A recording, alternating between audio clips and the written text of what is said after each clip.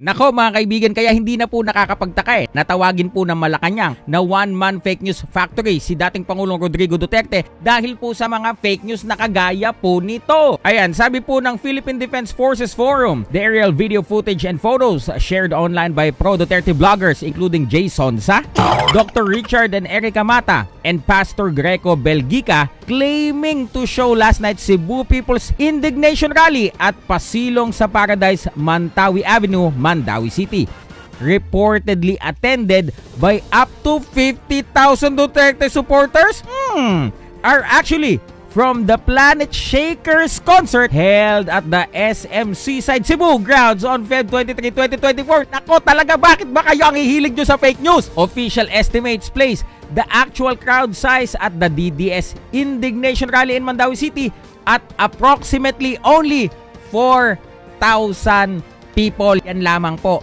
So bakit ganon? Yan po ba talaga ang branding ninyo mga DDS? Ang hilig nyo magpakawala ng fake news, pati Malacanang tinawag na yung poon ninyo na one-man fake news factory. Ano pa, pati si Pangulong Bongbong Marcos, ginawan nyo din ng deepfake. Yan na lang ba talaga kayo makakalaban sa paggawa ng mga fake news na inaakala naman ninyo na mauuto nyo ang sambayan ng Pilipino? Kung kayo dyan naglolokohan, kung kayo naniniwala kayo sa kanya-kanya ninyo mga fake news, huwag nyong ihalin tulad sa inyo ang mas nakakaraming silent majority. Kaya po mga kaibigan, maging mapagmatsyag na po tayo. Eto po, sabi po ng doktor na nag-share ng fake news, pasensya na daw po if mali yung na-share niya. Doktor pa naman kayo. Ano po yan? Pag nag-opera po kayo, tapos mali yung nagawa ninyo, sorry na lang? No!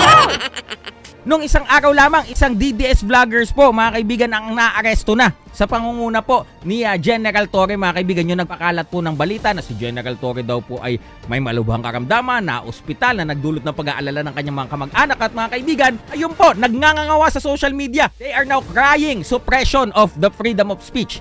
There is a fine difference, a fine line between fake news versus facts. Okay? Kapag ikaw nagkakalat ka lamang ng opinion mo, na, di ba, naghahayag ka lamang ng opinion mo, okay yon. Kahit ano pang opinion mo yan eh. Pero, kapag ikaw ay nagpapakalat ng fake news, ibang usapan na po yan. Di ba? Meron na po yung kaakibat na responsibilidad na pagbabayaran mo sa ating batas. Kaya mga magulang at mga kapatid, mga kaibigan, maging mapagmatsyag po tayo.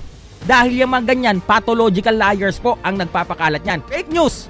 If you keep on repeating it, mga kaibigan, yung fake news po na yan, akala na ng mga tao, dahil yun ang napipin sa kanila lagi, yun na ang kanilang papaniwalaan. Kaya mga kaibigan, wag po tayo magpatalo sa mga fake news na ito.